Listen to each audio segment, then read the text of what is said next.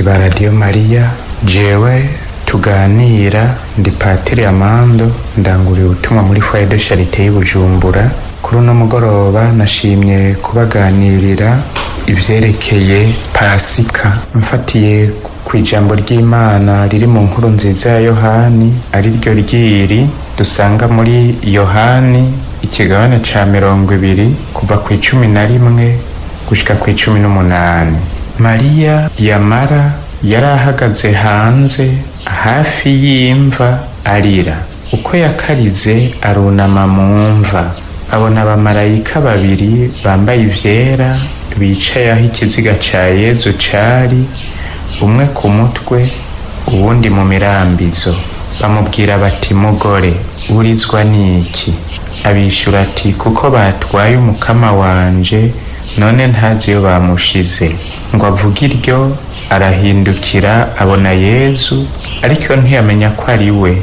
Yesu amubwira ati, mugore urizwa n'iki? Urondera nde? Agira ngo nuwashinzwe umurima, amwishura ati, mugenzi, usangwa ari wowe wamujanye? Mbwira aho wamushize ngende kumujana. Yesu amwishura ati, Mariya. Uruwundi arahindukira amubwira mu Gihebreyi ati, Raboni, nukuvuga ngo mwigisha. Yesu amubwira ati, ntuntevye uryo, kuko ntaraduga kwa data. Genda ariho usange bene wacu, ubabwire ko nduze kwa dawe ari we so, ku Mana yanje ariyo Mana yanyu. Mariya w'i Magdala aragenda rero kubwira abigishwa ati, nabonye umukama, ngivyo ivyo yambwiye. Iyo ni inkuru nziza y'umukama. Munkundire tuzirikane inkuru nziza ya Pasika iri muri iri jambo. Mubanze mwumve ingene Mariya arira, mbere akabwira abamarayika ngo kuko bakuye umukama mu mva kandi ntazi iyo bamushize. Muri iyi nkuru nziza tuzirikane rero amarira ya Mariya Magdalena, tuzirikane kandi aho Yezu ari, tuzirikane kandi inzira yo kumushikira. Ingingo ya mbere rero, amarira ya Mariya Magdalena. Abamarayika babwira Mariya bati, mugore urizwa n'iki? Abishura ati, kuko batwaye umukama wanje, none ntazi iyo bamushize. Muri ayo marira ya Mariya Magdalena twumva umubabaro w'uwo wese ariko ararondera Yezu ntamubone. Muri ayo marira ya Mariya Magdalena dutegeramwo agahinda n'umubabaro w'uwo wese yifuza guhura na Yezu mugabo ntabishobore. Muri ayo marira ya Mariya Magdalena twumvamwo inyota n'inambu y'uwo wese yifuza guhura n'Imana ariko ntibikunde. Kuko mu muntu wese harimwo inyota, harimwo inzara yo guhura n'Imana. Mu muntu wese, mu mutima wa muntu hariho inambu atawundi ashobora kuyimara atari Imana yonyene, nayo ikatumara iyo nambu mu mwana wayo Yezu Kristu yaturungikiye, we yapfuye akazuka. Mu mutima wa muntu hariho igihengeri atana kimwe gishobora kukizibira atari Yezu Kristu wenyene. Nico gituma aya marira n'uyu mubabaro Mariya Magdalena afise bihagazaho. Kuko Mariya Magdalena amaze guhura na Yezu, yari yamaze kumva ko ari we amara umutima wiwe inambu yo gukundwa no gukunda, ko ari we amara umutima wiwe inambu yo kumenya ukuri kuzima, ko ari we amara umutima wiwe inambu y'ubuzima, inambu y'amahoro, inambu y'akanyamuneza.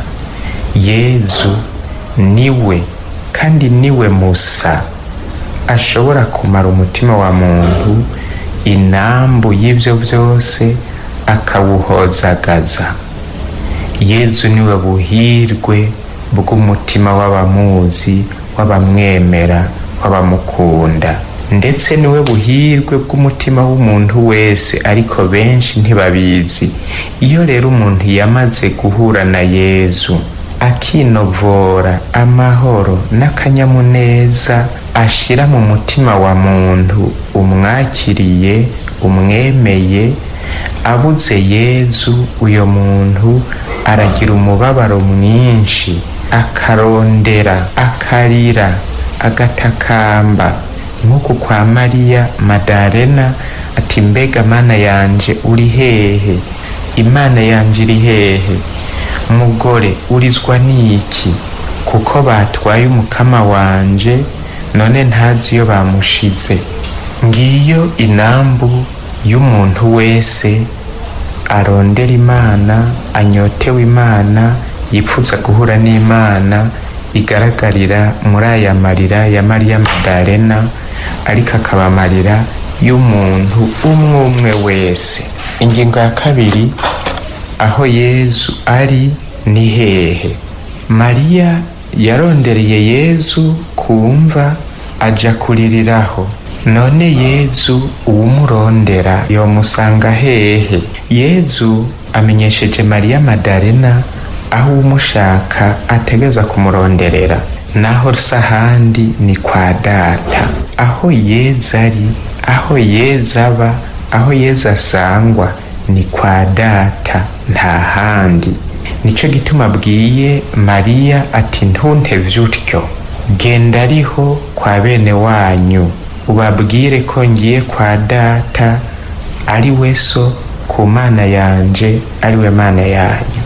Ntuntevye utyo kuko ntaraduga kwa Data, genda ariho usange bene wacu, ubabwire ko nduze kwa Data ari we so, ku Mana yanje ariyo Mana yanyu. Yezu aba kwa Data, uwumurondera yokwama azi ko ari kwa Data, kuko Yezu aba muri Data. Mariya Magdalena yararondeye Yezu, Yezu amumenyesha ko abamurondera babwirizwa kumenya ko ari kwa Data.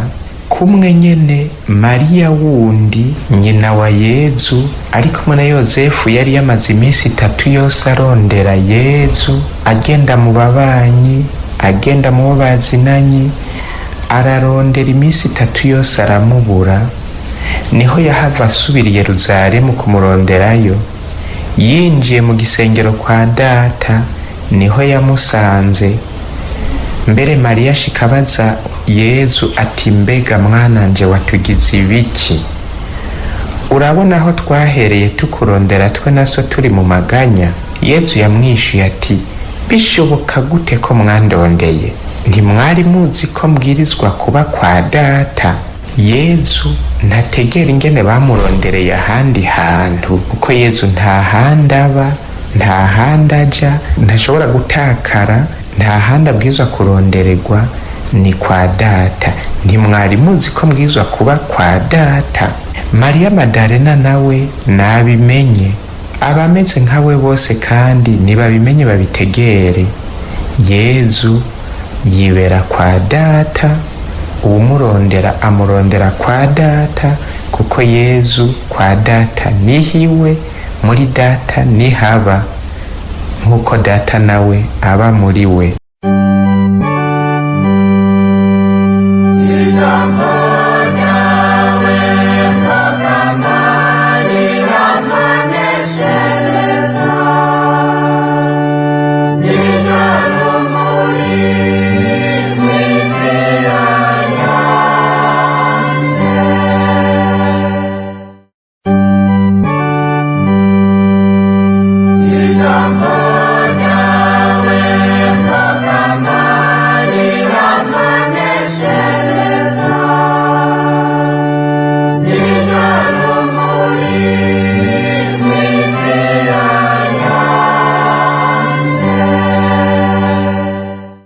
Bakunzi ba Radio Mariya, jewe tuganira ndi Padiri Amand, ndanguriye ubutumwa muri Foyer de Charité y'Ubujumbura. Kuri uno mugoroba nashimye kubaganirira ivyerekeye Pasika, mfatiye ku ijambo ry'Imana riri mu nkuru nziza ya Yohani, ari ryo ryiri dusanga muri Yohani ikigabane ca 20 kuva ku 11 gushika ku 18. Mariya yamara yari ahagaze hanze hafi y'imva arira. Uko yakarize arunama mu mva, abona abamarayika babiri bambaye ivyera bicaye aho ikiziga ca Yezu cari, umwe ku mutwe uwundi mu mirambizo. Bamubwira bati, mugore, urizwa n'iki? Abishura ati, kuko batwaye umukama wanje, none ntazi iyo bamushize. Ngo avuge iryo, arahindukira abona Yezu, ariko ntiyamenya ko ari we. Yezu amubwira ati, mugore, urizwa n'iki? Urondera nde? Agira ngo nuwashinzwe umurima, amwishura ati, mugenzi, usangwa ari wowe wamujanye? Mbwira aho wamushize ngende kumujana. Yezu amwishura ati, Mariya. Uruwundi arahindukira amubwira mu Gihebreyi ati, Raboni, ni ukuvuga ngo mwigisha. Yezu amubwira ati, ntuntevye utyo, kuko ntaraduga kwa data. Genda ariho usange bene wacu, ubabwire ko nduze kwa dawe ari we so, ku Mana yanje ariyo Mana yanyu. Mariya w'i Magdala aragenda rero kubwira abigishwa ati, nabonye umukama, ngibyo ibyo yambwiye. Iyo ni inkuru nziza y'umukama. Munkundire tuzirikane inkuru nziza ya Pasika iri muri iri jambo. Mubanze mwumve ingene Mariya arira, mbere akabwira abamarayika ngo kuko bakuye umukama mumva kandi ntazi iyo bamushize. Muri iyi nkuru nziza tuzirikane rero amarira ya Mariya Magdalena, tuzirikane kandi aho Yezu ari, tuzirikane kandi inzira yo kumushikira. Ingingo ya mbere rero, amarira ya Mariya Magdalena. Abamarayika babwira Mariya bati, mugore, urizwa n'iki? Abishura ati, kuko batwaye umukama wanje, none ntazi iyo bamushize. Muri ayo marira ya Mariya Magdalena twumva umubabaro w'uwo wese ariko ararondera Yezu ntamubone. Muri ayo marira ya Mariya Magdalena dutegeramwo agahinda n'umubabaro w'uwo wese yifuza guhura na Yezu mugabo ntabishobore. Muri ayo marira ya Mariya Magdalena twumvamwo inyota n'inambu y'uwo wese yifuza guhura n'Imana ariko ntibikunde. Kuko mu muntu wese harimwo inyota, harimwo inzara yo guhura n'Imana. Mu muntu wese, mu mutima wa muntu hariho inambu atawundi ashobora kuyimara atari Imana yonyene, nayo ikatumara iyo nambu mu mwana wayo Yezu Kristu yaturungikiye, we yapfuye akazuka. Mu mutima wa muntu hariho igihengeri atana kimwe gishobora kukizibira atari Yezu Kristu wenyene. Nico gituma aya marira n'uyu mubabaro Mariya Magdalena afise bihagazaho, kuko Mariya Magdalena amaze guhura na Yezu yari yamaze kumva ko ari we amara umutima wiwe inambu yo gukundwa no gukunda, ko ari we amara umutima wiwe inambu yo kumenya ukuri kuzima, ko ari we amara umutima wiwe inambu y'ubuzima, inambu y'amahoro, inambu y'akanyamuneza.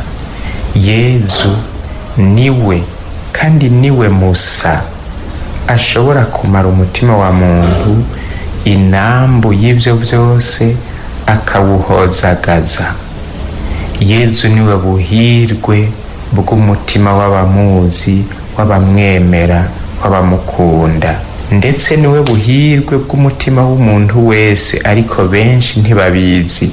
Iyo rero umuntu yamaze guhura na Yezu akinovora amahoro n'akanyamuneza ashira mu mutima wa muntu umwakiriye, umwemeye, abuze Yezu, uyo muntu aragira umubabaro mwinshi, akarondera, akarira, agatakamba, nk'uku kwa Mariya Magdalena ati, mbega Mana yanje uri hehe? Imana yanje iri hehe? Mugore, urizwa n'iki?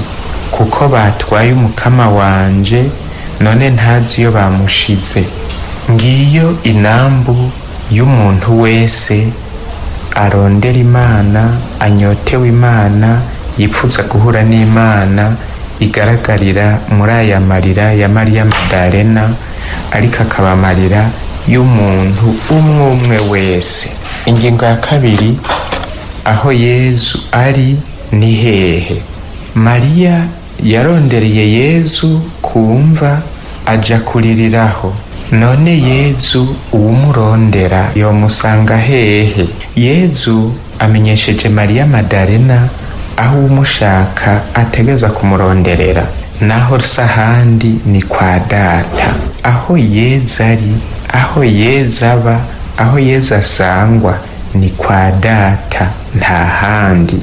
Nico gituma abwiye Mariya ati ntuntevye utyo, genda ariho kwa bene wanyu ubabwire ko ngiye kwa Data ari we so, ku Mana yanje ari we Mana yanyu. Ntuntevye utyo kuko ntaraduga kwa Data, genda ariho usange bene wacu ubabwire ko nduze kwa Data ari we so, ku Mana yanje ariyo Mana yanyu. Yezu aba kwa Data, uwumurondera yokwama azi ko ari kwa Data, kuko Yezu aba muri Data. Mariya Magdalena yararondeye Yezu. Yezu amumenyesha ko abamurondera babwirizwa kumenya ko ari kwa Data. Kumwe nyene Mariya wundi nyina wa Yezu ari kumwe na Yozefu yari yamaze iminsi 3 yose arondera Yezu, agenda mu babanyi, agenda mu bo bazinanye, ararondera iminsi 3 yose aramubura. Niho yahava asubira i Yerusalemu kumuronderayo. Yinjiye mu gisengero kwa Data niho yamusanze. Mbere Mariya ashikabaza Yezu ati mbega mwananje watugize ibiki? Urabona aho twahereye tukurondera twe naso turi mu maganya? Yezu yamwishuye ati bishoboka gute ko mwandondeye? Ntimwari muzi ko mbwirizwa kuba kwa Data? Yezu ntategera ingene bamurondereye ahandi hantu, kuko Yezu nta handi aba, nta handi aja, ntashobora gutakara, nta handi abwirizwa kurondererwa, ni kwa Data. Ntimwari muzi ko mbwirizwa kuba kwa Data?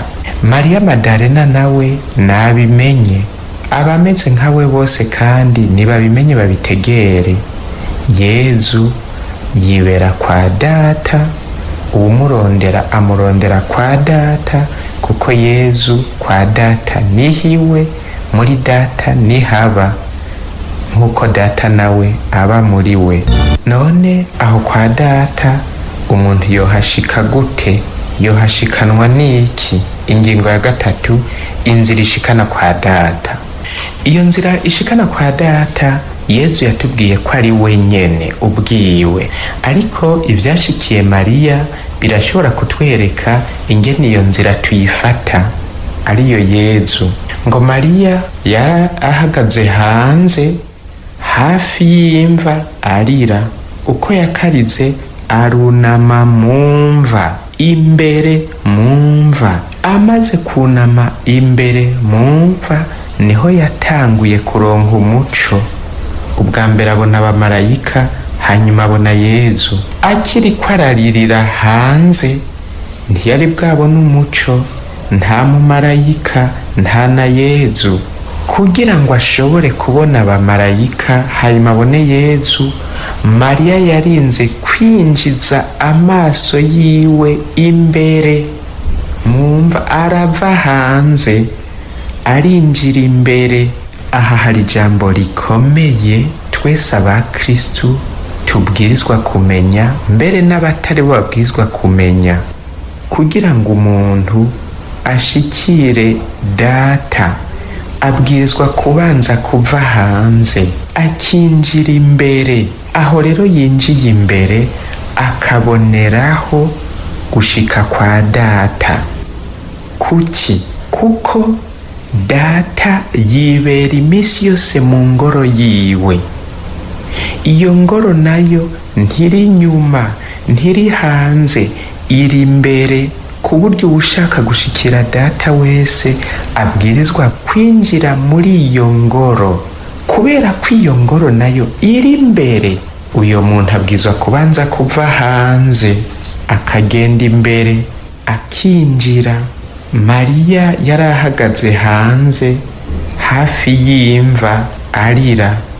Uko yakarize arunama mumva, arinjiza umutwe, arinjiza amaso, araraba imbere aho kuguma ubw'inyuma hanze.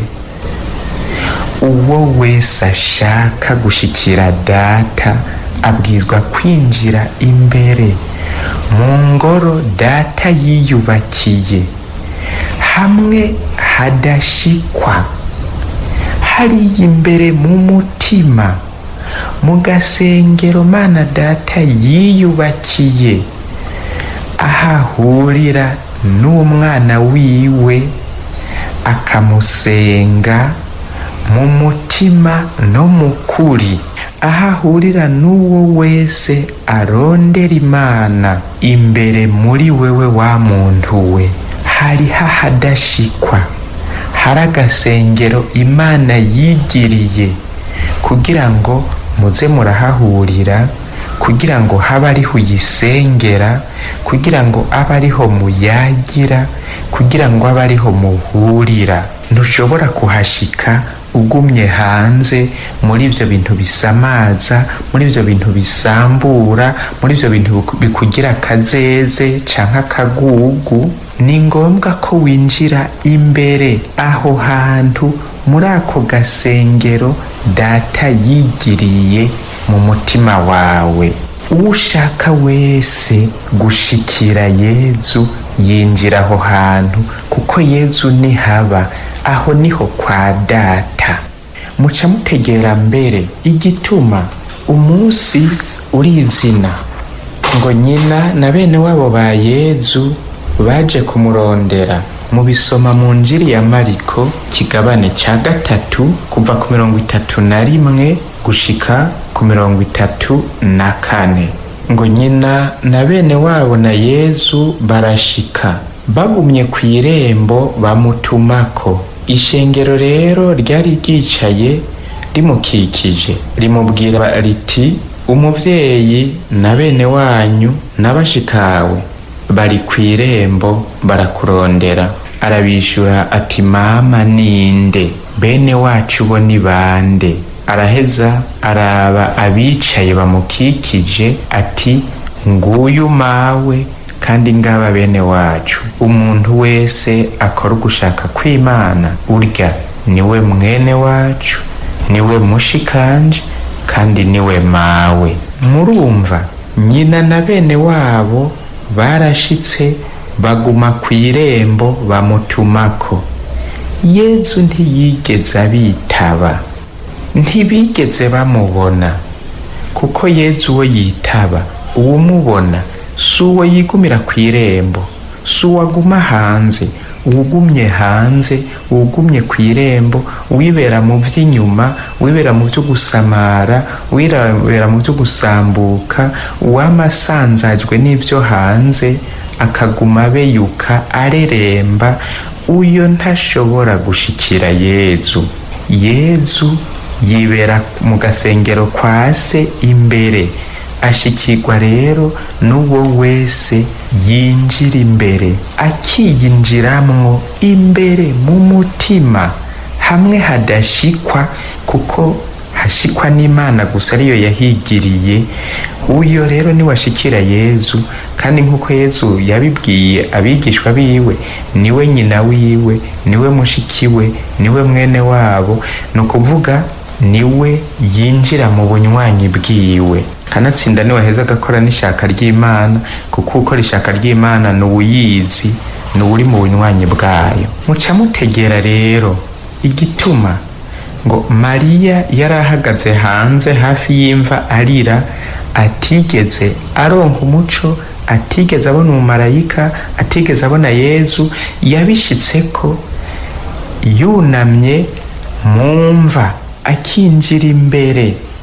Uko kwinjira imbere niko kwatumye abona abamarayika, akabona na Yezu, mbere abona rero no guhindukira.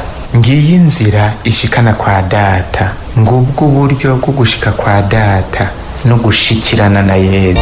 Iki gihe ca Pasika ni igihe cyo kwinjira umuntu agashika kwa data mu kwinjira hamwe imbere mu mutima, hamwe data yigiriye agasengero kugira ngo abamusenga bahamusengere, aho naho ni mu mutima, baheze bamusenge mu kuri kuko bari kumwe nawe, aho wenyene ayashatse ko bahurira, batareremba hejuru, batavuga amajambo atagiramwo umutima, batamusasa ko akarimi gusa, mugabo binjiye imbere aho data aba, aho Yezu aba, bagaheza bakamubona. Bamaze kumubona niho bashikira rero no ku rugero rwo guhinduka.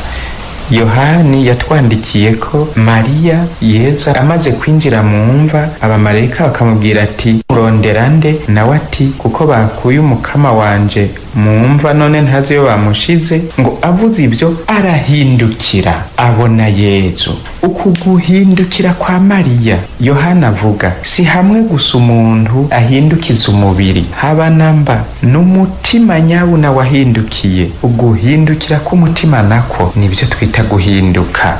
Uwuza guhinduka arahindukira, uwuhindukira nawe nuwabanje kwinjira imbere.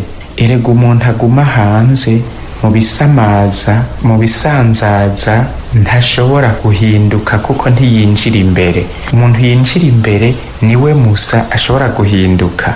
Mukubitiza agatima mpembero, mwibuke na wa mwana w'igishushungwe kugira ngo ahinduke vyamusavye ko abanza kwinjira imbere. Bibiliya itubwira ko amaze kubura icarya gushikaho yipfuza ibishishwa vy'ingurube, ngo niho rero yiyumvira. Usomye inyandiko iciryo jambo rivuga, si ukwiyumvira gusa mu mutwe, niho rero yiyinjiramwo imbere, akiraba, akicacamamuga, ati mve hasi ngende kwa dawe ndamubwire nti dawe naracumuye kuwo mwijuru, nongera ndagucumurako.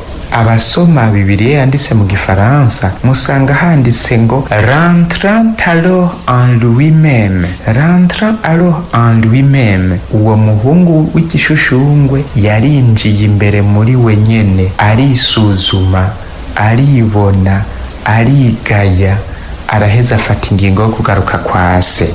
Ibi rero Mariya yagize akunama akinjira ni ikintu gikomeye dutumiriwe twese muri iki gihe ca Pasika. Igihe ca Pasika nibyo ni igihe cyo kunezerwa, ni igihe cyo gutamba imbere Imana, cyo kuyitazira, cyo kuvuga amazina y'Imana twishongora. Ariko ibyo byose ntitwibagire ngo bihave bicika ibintu byo kureremba no kuguma inyuma. Haba namba Imana yamishaka gusengerwa ahiba imbere mu mutima no mu kuri kwayo.